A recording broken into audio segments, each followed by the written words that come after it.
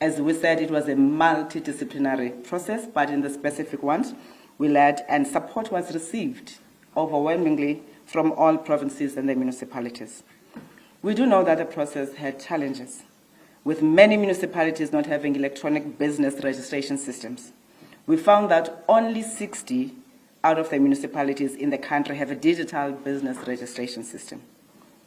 Now we want to say to all those that have registered or adhered the call to go and register their businesses, that all those that have adhered and those that are within their constitutional right to do business but still awaiting the processes in terms of the outcomes as they are led by the municipalities will not be penalized. It is important that I emphasize this point because some businesses did adhere to the President's call and went to register, but because of what I've explained, that other municipalities are still undertaking manual processes and also the confirmation of certain documentation, which means it is not the fault of the business owners. It is government's responsibility to smoothen the process. This is why we're saying those businesses will not be penalized. We understand the difficulties and costs that are associated with becoming compliant, and this is why we've committed that over the next 6 months, we'll be supporting those spaza shops who applied but are not yet compliant with non-financial support to enable their successful registration by ensuring that they are compliant. This is the developmental approach to compliance that we have adopted, offering assistance to those seeking to comply through training programs provided by the different stakeholders. We already have a spaza shop support program that we are running, including with the wholesale and retail sector and other partners, where we train spaza shops on inventory management and assist with essential equipment such as the point of sale systems as well as financial support for stock. This is our proof of concept, which we will improve and scale going forward. We also have a range of other interventions and offerings to support township and rural enterprises. And amongst those, we're looking at providing business infrastructure, as well as wholesale and direct lending for those that are needing finances, credit guarantees, and equipment when necessary. We offer to banks credit guarantee so that they can be able to lend to township and rural enterprises, as they always claim that township and rural businesses, more so small businesses, pose a high risk to their business. This is why we are providing credit guarantee so that our businesses can be able to access finance from the banks. We will now take the initiative that we are going to scale up. We have already announced the 500 million spaza shop support fund that is between the Department of Small Business Development and DTIC, with 150 million rands that is contributed by the Department of Small Business Development and 350 million rands provided by the Department of Trade, Industry and Competition. And we are soon to launch that in the next coming 2 weeks, and a date will be communicated because we're still aligning diaries of all those that are involved. As I said, we are all working as a collective. Other businesses will still benefit from existing departmental funds, both by NEF, through our portfolio, the economic development initiatives in the provinces and the municipalities, including financial support through the DFIs. Now, the 500 million spaza shop support fund aims to achieve economies of scale by linking spaza shops and food handling outlets to buying in groups for bulk purchasing. Many business people have complained that they're not able to get discounts, and we have observed that it is because they buy as individuals. Now we're trying to encourage them to work together so that they can be able to negotiate in bulk, and this is why we are utilizing this fund to say those that would have supported indeed will then participate in the bulk buying support. We're also looking at building business capacity, as I've spoken about the training that we provide, because we realized in the process of registration that some owners don't even know what is it that they're expected to have in the building that they own, in the equipment that they have, just like we still see others in containers, because they're not aware, but they're grabbing a business opportunity. And we do believe that providing training and education on that aspect will really assist by building capacity for them to understand how to be compliant and remain in business. Of course, we're also looking at enhancing market competitiveness to help the spaza shops and food handling outlets to compete with some retailers that are in their areas. We have agreed with Minister Dow and the MECs here that we have supported a lot of locally produced products that are loved by many people, which is why in the offerings, in the packages that we'll be giving, some of those products will then be integrated and offered. We are going to roll out nationally to impact spaza shops and food handling outlets across major townships and villages. We're planning to roll out a multidisciplinary outreach program. This means the entire government and the private sector will come together to undertake outreach throughout the country. And by this outreach, we want to bring government services closer to the people by ensuring that we disseminate information on all compliance that is related to spaza shops and other lots of messages, and including the request for interviews when this process started, when the incident started, people asking us, when are you closing? What are you saying about the spaza shop? Because people clearly do not understand who does what. This is why we believe that if we work collectively, we're able to unpack and therefore give information to those to say if you're going to be embarking on a spaza shop business, you've got to ensure that you're compliant with all the different pieces of legislations that are administered by different departments. For example, the outbreak that was caused, as Minister of Health had indicated, that it arose out of a pesticide, and that is according to their results and the research that they've conducted. Now, what do we do as the departments responsible for business development? It means that it is a responsible department of health that then must come to the party, which is why we see the need to enhance the efforts that we had already started by ensuring that we work together, educate our masses, and I want to urge those entrepreneurs that are involved in business to make sure that they also familiarize themselves with the legislation and compliance of the areas that they are operating in. We continue to do this work with provinces and local municipalities, and as I indicated, we'll be crisscrossing the country, raising awareness and providing the trainings. We have agreed that there's a need to reinforce capability or human capital at local level, because one of the challenges that we find ourselves here is because through certain legislations we've passed them to the local sphere without providing the necessary support. That is why from our side we said we're going to contract 63 people that will act as business regulation officers and DDM champions to work with the district municipalities in assisting them with the work that we're talking about. And remember, we remain a DDM-focused government. Work doesn't happen at national level. Work happens at the local level, that is why we emphasize the need for participation by the LED officers or leaders in the municipalities. Therefore, this is an approach that goes across all the spheres. The regulatory environment needs to be streamlined, colleagues. I did talk about that to say we've discovered that only 60 have digitized systems. Therefore, what we have done as the department is to make sure that we don't only look at the red tape reduction program that we are offering to deal with the unnecessary criteria, but we provide practical solutions. And this is why we've established provincial working groups with all the provinces. And of course, at the center of that is to ensure that we assist municipalities with e-registration systems. We are living in the digital world, but also for efficiency, it makes sense to invest in what people use and what people know, and assist, of course, where there are people who are still digital illiterates. We remain committed as government to streamline business licensing, as I indicated, to reduce regulatory burdens, foster an environment conducive to entrepreneurship, innovation, and job creation. Our amended National Business Licensing Bill, once approved and implemented, will provide clarity, consistency, and transparency in business licensing, enabling businesses to thrive and contribute to the country's economic growth and development. Now, colleagues, members of the media, you will recall that as you've been coming to us asking about licensing, we've told you that the Businesses Act entrusts municipalities with the responsibility of registering businesses. This is why now we are saying we are 10 years in existence as the department. We are beginning to insert ourselves as the authority that is responsible for the development of small businesses. Hence, we will be repealing the Businesses Act of 1991, introducing the business licensing bill that I spoke about.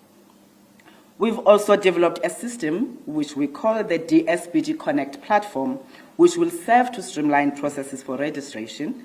It will serve as a cutting-edge platform designed to support township and rural businesses, among others, by offering a comprehensive database and verification of businesses and strategic networking opportunities. Our intention is to empower businesses by facilitating access to funding, credit lines, business support and procurement opportunities across government and the private sector. Municipalities and other system users will be onboarded and trained on the platform before we launch it. We extend our gratitude to all business owners who responded to the call and adhered to the laws of our land. As departments responsible for economic development, we remain dedicated to supporting small businesses in their growth and ensuring that they play a significant role in the nation's economy. Let our economy go back to its rightful owners, but also let's appreciate that the rights that we enjoy come with the responsibilities that are enshrined in our Constitution and the regulatory environment that we set for ourselves. Thank you so much.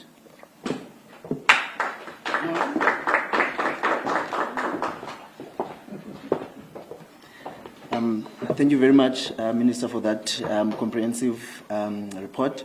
Colleagues, I'm Sipe Matanda, the Director for Communications Management at the Department of Small Business Development. We're going to take questions here first and another round online with my colleagues that are going to be assisting me with that. And we are opening now the session for questions, colleagues. Going to be number 1, number 2, number 3. Okay, is that all, colleagues? 3 questions for now. Morning. The first question would be in regards to, you spoke about competition between other shop and the retailers. So is there an effort to have more,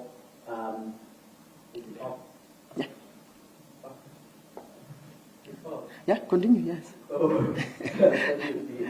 So my question is, has the department established a relationship between retailers to ensure that they work with them? Because as we were covering the story, many were worried about retailers as well, but it seems like we're putting more attention on spaza shops. That's the first question.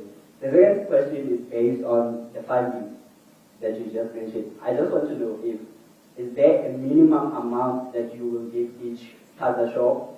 And is registering a crucial requirement to be able to get this funding? Thank you. Okay, Mangoba. Okay, Mangoba from ESA.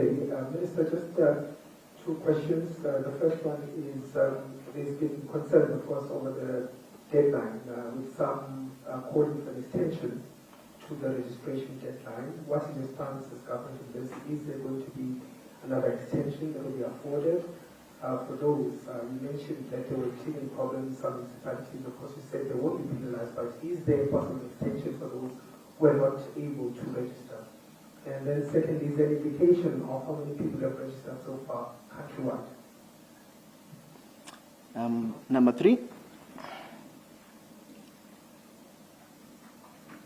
Good afternoon. Shannon Merrick, Trustee Broadcasting Africa.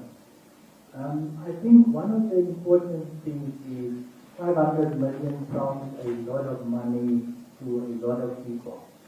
But when you divide it by 9, it gives you for province 5.1 million. When you divide it like Joburg, it has 7 metros. And this going to do simple economics. When you divide it by another 10, it then gives you 5 million for metro. When you divide it into a region, it then gives you 100,000 per region. When you divide it by 4,500 wards in the country, it gives you less than 100,000 So my question is, besides the 500 million, it looks like this project needs 5 billion, to be honest. But besides the 500 billion, what other support are there? One knows that Gauteng Enterprise Propeller, Limpopo, all these departments, MECs are there as well in the different provinces. They have these enterprises that help people with financial and non-financial support. Will they assist business with non-financial support, start your own business, improve your own business? Because besides just giving someone money, there is a big need for people to understand how to start your business, how to improve your business. Last but not least, to the minister, it's good to say South African businesses, small businesses must comply, they must have staff and all those things. But then you have, like in City of Joburg, where a 200 million tender goes to a Zimbabwean company or a Nigerian company to fix a road in City of Joburg. So how should we feel as black-owned businesses when that happens? Thank you. Thank you very much, colleagues. Before we go to Zola, colleagues, we also have our MSs from our provinces, Free State, Eastern Cape, and Northwest. You are free to ask questions from them also. Zola?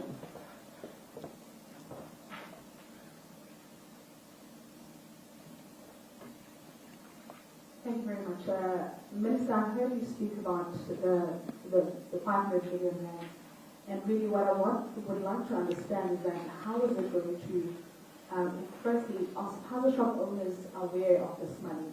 And I'm asking this because, you know, when you're on the ground, they do mention the figure, but how do they access it? And also, what's going to be the criteria that's going to be followed for one to apply? What is going to be considered? You know, because we've got so many spaza shops in the Gauteng province alone, particularly in townships and informal settlements. And as my colleague has said, it sounds like a big figure, but when you look at, you know, the number of spaza shops, you know, in Gauteng alone, I'm not looking at other provinces like the Eastern Cape, there's just so many. So if you could just, you know, explain what criteria will be followed in terms of allocating these funds.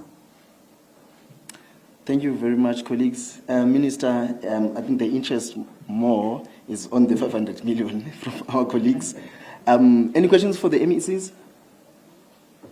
Okay, Minister? Yeah.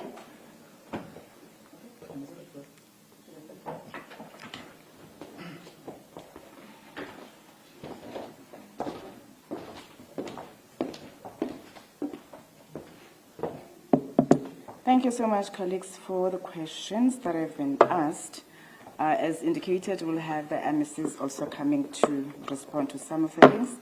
The competition between spaza shops and retailers is, and yes, there is lots of competition, which is why I said earlier on when I was addressing that we are using this bulk amount to encourage bulk buying so that you reduce the elements on pricing. Of course, we understand the economies of scale, because others will be buying with 100 billion rands, and there's nothing we can do to stop them. But to say, at least for those that we'll be working with, they should consider giving some discounts to the spaza shops that will be participating. Remember, although the 500 million may be a once-off to those businesses, but they will continue being in business, which means they're going to continue buying from the same retailers and the wholesalers that are there. So that's a rotating money within our community, and then they will do as business people to negotiate more, better than what we have done. Is there a relationship between retailers and the department? Earlier on, I think it was last year when this started, we reported that as the department we had established a township economy forum that is made by the wholesalers, the manufacturers, and other people that are involved. And that was long before the foodborne illness incident, because we had said there's a need for us, if we are going to be looking at rebuilding the township and rural economy, let's work with all ecosystem players so that we're able to say, where are you not assisting our people? And how do we then intervene in ensuring that our people can be able to stay in business, and also ensure that there's fair trade practices that are practiced by all those, which is why compliance is one of those. And this we have explained several times. It doesn't matter if you're non-South African or South African. Compliance is compliance. if you are given access to do business, you've got to make sure that you're compliant with all the laws of our country. And it's the same message that we're giving, which is why we're not only engaging the retailers and big business, we're engaging the traditional leaders, because some of the spaza shops are found in the locals. We're working with township associations to make sure that they are part and they provide solutions, because they have lived experiences outside us that are not running spaza shops. The minimum amount for a spaza shop, for a startup, we've said we're starting at 10,000 rands. Again, this is informed by the information that we're getting from the ecosystem. To say you can start, when you're a startup, you can start with 10,000 rands, and then you're testing your market to see what's going to be the appetite, and then you can grow from that. Then it is 40,000 rands for the stock. We have a package of 100,000 rands, which is 50,000 rands for infrastructure related, whether you're talking about the POS or the refrigerators that they must have, or assisting with the building when we're not building for them, but the ventilation and all the basic things that they must have. So for those that would have been found to be not compliant within the building site, we will assist with those. So whatever that is picked up by inspectors, remember it is registration and inspections are ongoing. So they provide feedback to us to say you have 25 South African owned spaza shops that are not compliant on 1, 2, 3. And colleagues, it doesn't mean that spaza shops cannot afford stock. When we're talking about the money that we have put in place is to intervene, to assist those that are deserving and in need of that. Because others, they decide to grab an opportunity, but they may have missed all the other compliance requirements, which is why we're talking about an outreach program that raises awareness and trains small businesses that are involved in the matter that we're talking about on everything that they must know, and we assist when necessary. So was registration a requirement for funding? Yes. That's why we said those that would have registered and found not to be compliant and also in need, we will support them. It was a specific intervention. We are running programs, as the other colleague did mention, that municipalities, provinces have funds to support small businesses and spaza shops. That continues, but this is a fund specifically to intervene, because we've taken a decision that we don't want any South African-owned person who has decided to take a cautious decision of embarking on spaza shop industry to be excluded because they can't afford compliance. That is why we're stepping in. We're stepping in for those that cannot afford and they need whatever we need. Mangomo, extension possible? I did indicate earlier we're speaking only on business here. The net joins, after receiving all the report, we'll look at whatever that needs to be looked at, and we'll make a determination, and they will advise the country on what next. That also talks to the data of the registered spaza shops. The net joins will do that. The registration was only on Friday, and then that information needs to be consolidated, because I know the next thing you'll be saying, Minister, you said 25,000 are registered, but this is the data that we are getting. It is important that we make sure that we have scrutinized all the information that we are receiving from our registration centers. I fully agree 500 million rands is not a lot, considering that the spaza shop industry is a big industry on its own. But the fact that it is big, it tells you that people have started trading. That is why I said it's just an intervention. Other funds that we have, for example, in the department, we have the Township and Rural Enterprise Program, which also assists spaza shop with some funding. So it's not like we're closing out other interventions. The work continues. That's why I said earlier, this one for those that have registered, but the support continues with the other DFIs and the institutions that are responsible. Provinces definitely, as I said, they are supporting, and the MECs that are here will talk to the support that they provide. In relation to the tender awarded to a non-South African, I'm not sure what is the question. Whether the question is, why are we awarding businesses to non-South Africans, or it's the illegality aspect of it. Because if it is legal, there's nothing stopping us. Remember, we said the Immigration Act does provide business visa to non-South Africans. Therefore, if they were compliant and they're given a business visa, it means they have a right to trade in our country. Unfortunately, I'm not aware what is the tender about or this compliance. That is something that the journalists can follow up. Of course, we'll also try to check in the interest of protecting South African-owned businesses. Other spaza shops are where? We've been running campaigns. We involved local communities. We worked with township associations.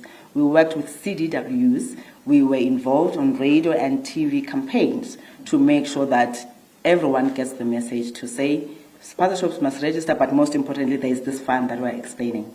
You may be correct in saying we had not came out to articulate how the fund will be administered and what's the criteria, which is what, as we indicated, we needed to get a feedback from those that are doing registration to say how many are those and then which areas are they not compliant on. But to say what amount, we are clear about that. That is why we can't say in the Eastern Cape is 5 or in Joburg it's 10. Because that report that will be finalized in the net joints is what will give us a sense of what is at critical stages in their respective areas. Allow me to then invite my colleagues to come and talk to the work that they do in relation to this work. Thank you, colleagues.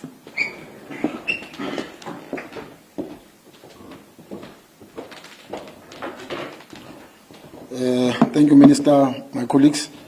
In the Free State, we have been taking some initiatives to try and assist, having also realized that 500 million was not a lot.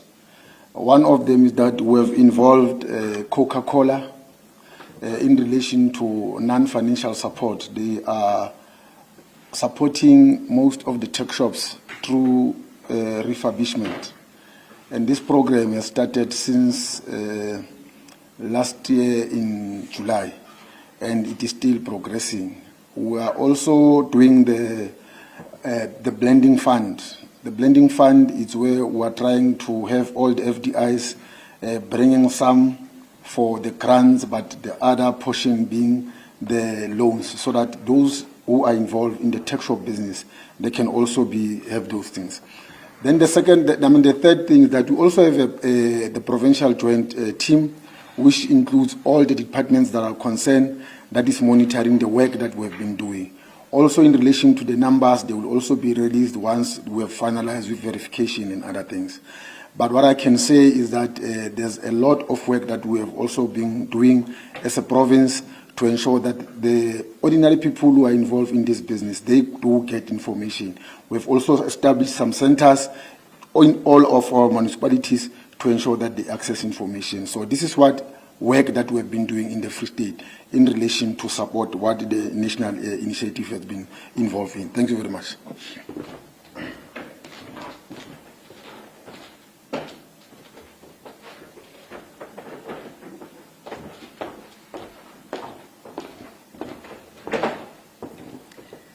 Thank you.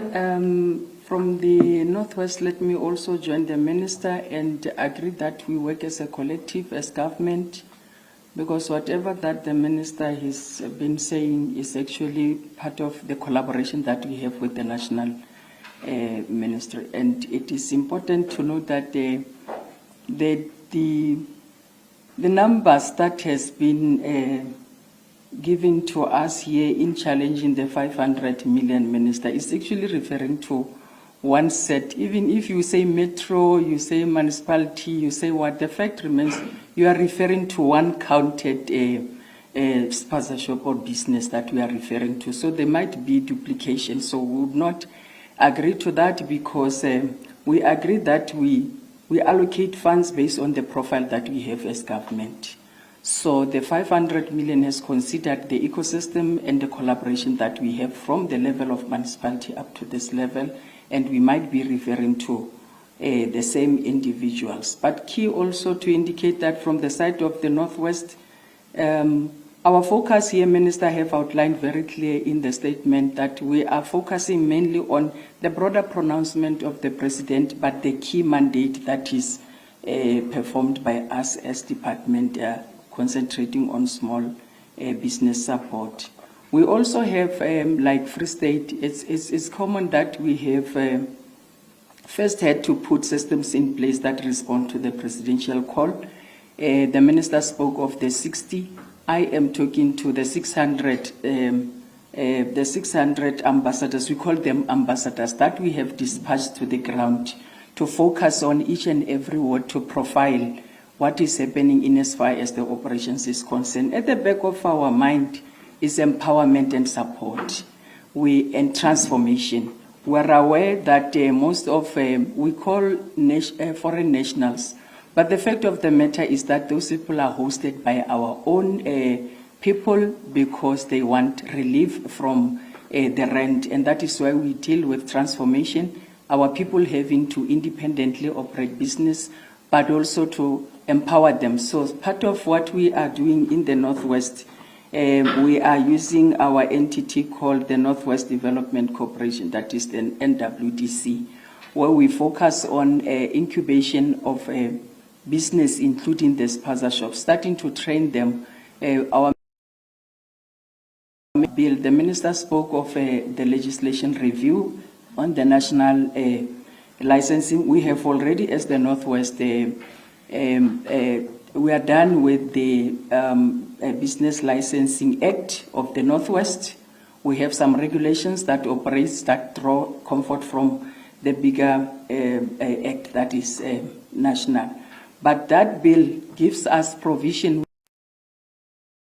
with 9 one-stop shop centers. Because business in this case, whilst we are focusing on retail and spaza shops, but the food outlets might be where we operate our liquor restaurants, where we operate our gambling operations. All those things relates to the broader call by the president where there might be business operating. And we also have on the website of the Northwest, as we speak, we are going out, we have a number of outreaches that we conduct across municipalities where there is an applications for funding that is related to the same funding that the minister have been pronouncing, but at the level of the province. It is online. There's a link. It has closed on the 27th of March, which is focusing mainly on funding small business.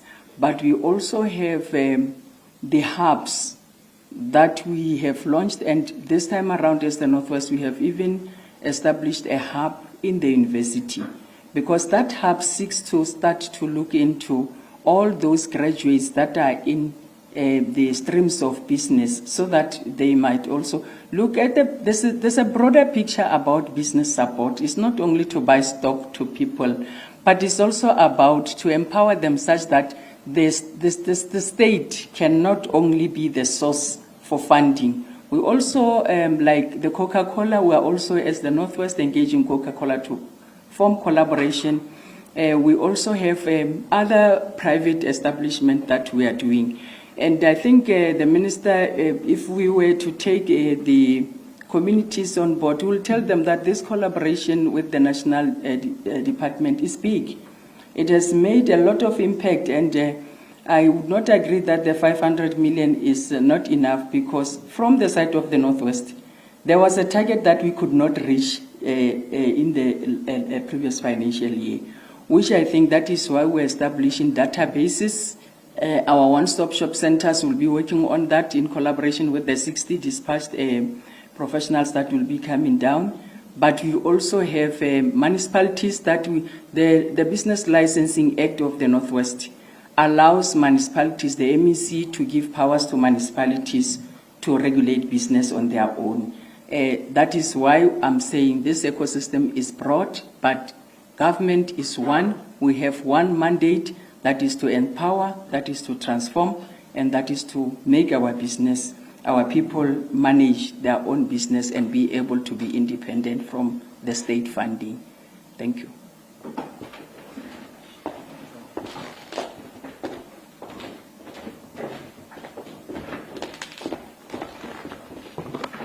Thank you, and good afternoon, Minister, colleagues, and everybody that is part of this session. As the province of the Eastern Cape, we are one government. In South Africa, we do not have a federal state. We've got a unitary state. So what is done by national is working together with the provinces, and we are all working together with local government, with the LED directorates in municipalities.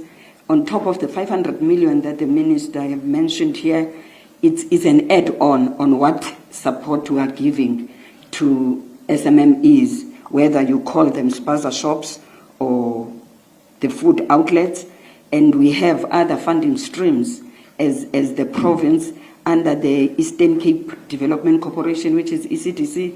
We do have Invaba Fund, where we fund the cooperatives, and also under the department we have LRAD that focuses on local businesses and rural, as you know that Eastern Cape is a rural province, and we are also focusing on rural development, and that is a grant. It's not even a loan, but we do have loans for SMMEs through ECDC and ECRTA. And in the Premier's office, we have Isikalo Fund that focuses only on young people, those that are between 18 and 35 years, and it's a grant. It's not even a loan. And also as the province, we do support the informal traders, because we know that those who are trading informally, they are contributing to the growth of the economy of the province, and also they are working for their families. And as we know that we also have the blended finance as the province that is done by SIDFA and ECRTA, one of the entities of the province, and also loans are provided to small businesses by ECDC and ECRTA. But we also have a local economic development procurement framework as the province, where we are saying all departments, including municipalities, 60% of the procurement must go to local people, that is businesses from the Eastern Cape. And if you talk of businesses, small business, SMMEs are part of businesses. And we also look at how the percentage that goes to women, youth, people that are living with disabilities, and also the military veterans. And we also provide the non-financial support through training, working with SIDFA, with SIDFA. And as Minister mentioned here, that nationally there are only 60 municipalities that have electronic systems. In our province, there's only one, and we're going to work with all municipalities to make sure that we have a system as a province and be able to know who is operating where, in which village and in which township. And we do have incubators for small businesses in our SEZ, that is the East London IDZ and Kucha, where they are training also the SMMEs and giving support to SMMEs. Thank you. Thank you very much, Minister. MECs. Colleagues, we're going to take the last round, but first we're going to check on our online platforms. Takalani, do we have any questions? Thank you. We do have a few questions from online. The first one, I'm afraid I think this question is related to the question that Manmoga has asked of the extension of the deadline. The question was asked by Fulim Kulis from the market.